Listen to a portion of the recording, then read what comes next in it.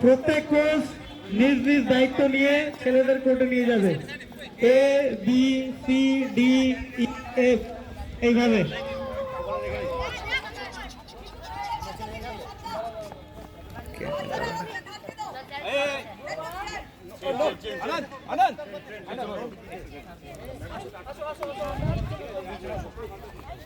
যখনই আমাদের respected ma'am start করতে বলবে আমরা হুইসেল দিয়ে দিব, সেইভাবে খেলা শুরু হবে।